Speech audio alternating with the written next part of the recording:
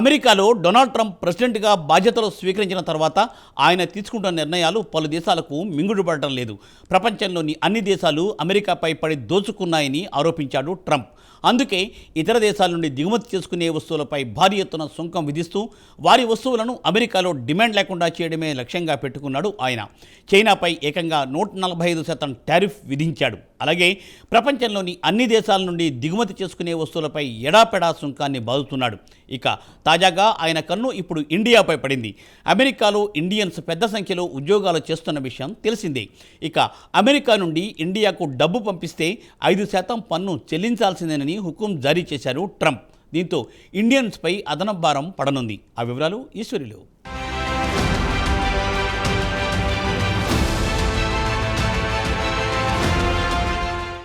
America president Donald Trump తీసుకుంటున్న వివాదాస్పద నిర్ణయాలు ప్రజలకు చికాకు పుట్టిస్తున్నాయి. ఎప్పుడు ఎవరిపై పడతాడో తెలియదు. నిన్నటిదాకా తిట్టిన వారిని ఈరోజు పొగుడుతారు. నిమిషానికో నిర్ణయం తీసుకుని ప్రజల ముందు చులకనవుతున్నారు. నిన్నటిదాకా మన పొరుగున ఉన్న పాకిస్తాన్ను తిట్టిన ట్రంప్ తాజాగా పాకిస్తాన్ను పొగడ్తలతో ముంచెత్తాడు. పాక్ పౌరులు తెలివైన వారని కితాబిచ్చాడు. ఇటీవల కాలంలో ఆయన ఇండియాపై గుర్రుగా ఉన్నారు. ఇండియాపై లెక్కలేనని నిర్బంధాలు విధిస్తున్నాడు. H1B వీసాలను రద్దు చేస్తానంటాడు. గ్రీన్ కార్డు హోల్డర్లకు కూడా ఇండియాకు పంపించేస్తానంటూ అమెరికాలో ఉండే ఇండియన్స్ కంటి మీద కునుకు లేకుండా చేస్తున్నాడు.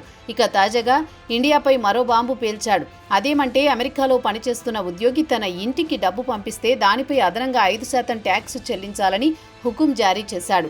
బిల్లు ఆమోదం పొందితే జనవరి 1, 2026 నుంచి అమల్లోకి వచ్చే అవకాశం ఉంది.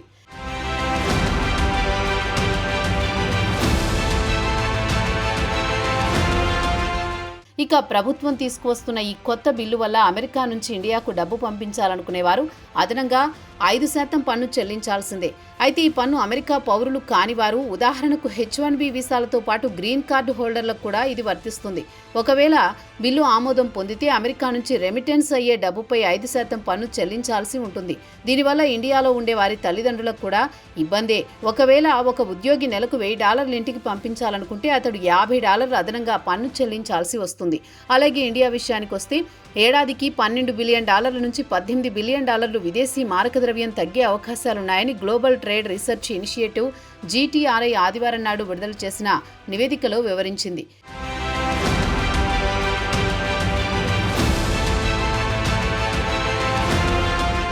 కాగా ఈ ట్యాక్స్ బిల్లును ఈ నెల 12వ తేదీన హౌస్ ఆఫ్ రిప్రజెంటేటివ్ ప్రవేశపెట్టారు. కాగా అమెరికాలో ఉండే ఇతర దేశానికి చెందిన పౌరులు ఇక్కడ ఉద్యోగాలు చేసుకుని బతికేవారు, వారిలో H1B వర్క్ వీసా ఉన్నవారు, H2A వీసాలు ఉన్నవారు కూడా పన్ను చెల్లించాల్సిందే. అయితే అమెరికా పౌరుడు మాత్రం ఈ పన్ను చెల్లించాల్సిన అవసరం లేదు. ఒకవేళ ఇండియన్ అయ్యుండి అక్కడ పౌరసత్వం లభిస్తే అలాంటి వారు ఇండియాకు డబ్బు పంపిస్తే దానిపై పన్ను చెల్లించాల్సిన అవసరం ఉండదు. అయితే ఈ పన్నును బ్యాంకులు కానీ మనీ ట్రాన్స్ఫర్ కంపెనీలు ప్రతి 3 నెలలకు అమెరికా ట్రెజరీలో జమ చేయాల్సి ఉంటుంది. ఇక మనీ ఇండియా విషయానికి వస్తే 2023-24 ఆర్థిక సంవత్సరంలో సుమారు $120 బిలియన్ రెమిటెన్స్ జరిగింది.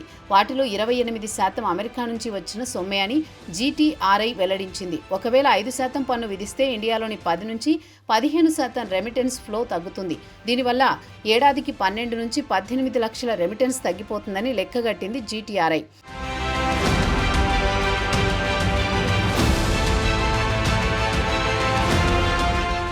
దేశంలోకి డాలర్ల జోరు తగ్గితే దాని ప్రభావం ఫారిన్ ఎక్స్చేంజ్ మార్కెట్లో డాలర్ మారకంతో రూపాయి విలువ బలహీనపడుతుంది. డాలర్ మారకంతో రూపాయి 1 నుంచి 1.5 రూపాయల వరకు బలహీనపడే అవకాశం ఉంటుంది. అలాంటప్పుడు రిజర్వ్ బ్యాంక్ తరచూ జోక్యం చేసుకుంటూ రూపాయి మరింత బలహీనపడకుండా ఫారెక్స్ మార్కెట్లో పెద్ద ఎత్తున డాలర్లు కొనుగోలు చేయాల్సి వస్తుంది.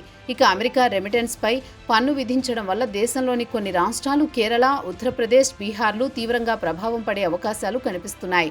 దీనికి కారణం ఈ రాష్ట్రాల్లోని కుటుంబాలు విదేశాల నుంచి తమ కుటుంబ సభ్యులు పంపించే డబ్బుతో తమ కనీస అవసరాలు తీర్చుకుంటున్నారు. విద్య, హెల్త్ కేర్తో పాటు హౌసింగ్ అవసరాలకు ఈ డబ్బును వాడుకుంటున్నారని GTRI నివేదికలో వివరించింది. ఇక ఇండియాలో ఉండే కుటుంబాల రెమిటెన్స్ తగ్గితే వారి కుటుంబాలు ఇంటి ఖర్చులు తగ్గించుకుంటాయి. దీని ప్రభావం దేశ ఆర్థిక వ్యవస్థపై పడుతుంది. ద్రవ్యోల్బణం పెరుగుతుంది. సామాన్యుడి బతుకు భారమవుతుంది.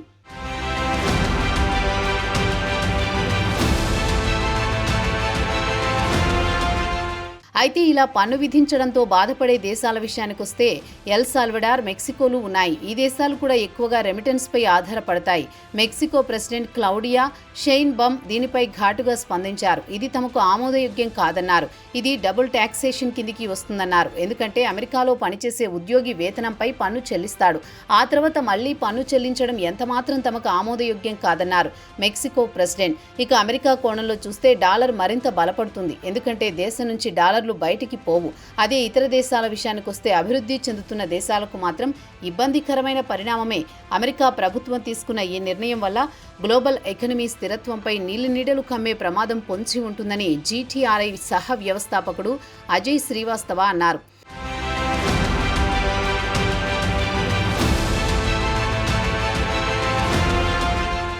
అమెరికా పన్ను విధానాల్లో మార్పుల వల్ల అమెరికా నుంచి ఇతర దేశాలకు పంపే రెమిటెన్స్ పై ట్యాక్స్ విధించడం వల్ల పేద దేశాల్లోని కుటుంబాల ఆదాయం తగ్గిపోతుంది.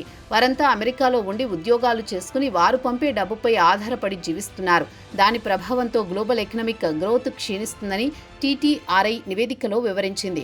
ఇదిలా ఉండగా గత శుక్రవారం నాడు జీటీఆర్ఐ ఒక నివేదికలో యాపిల్ గురించి ప్రస్తావించింది. ఇక యాపిల్ ఐఫోన్ చైనాలో ఉత్పత్తిని మరింత నిలిపివేసి తమ ప్లాంట్లను ఇండియాకు తరలించే ఆలోచనలో ఉంది. దీనిపై ట్రంప్ యాపిల్ను బెదిరించడం మొదలుపెట్టాడు. ఇండియాలో ప్లాంట్ పెట్టొద్దని వారించాడు. ఒకవేళ యాపిల్ ఇండియాకు రాకపోతే అది ఇండియాకే లాభమని, ఒకవేళ యాపిల్ ఇండియాలో ఉత్పత్తి చేసిన ఇండియన్ గవర్నమెంట్కు వచ్చేది కేవలం $30 కంటే తక్కువే, దానికి బదులుగా యాపిల్కు లభించేది ఎక్కువ. ఎందుకంటే ఇండియా యాపిల్కు ప్రొడక్షన్ లింక్డ్ ఇన్సెంటివ్లు ఆఫర్ చేస్తోంది. దీనివల్ల యాపిల్కు బాగానే లబ్ధి చేకూరనుంది.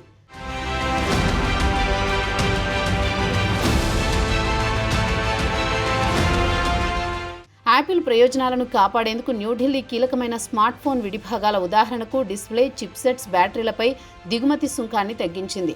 దీనివల్ల ఇండియన్ కంపెనీల ప్రయోజనాలను దెబ్బతీసినట్లయింది.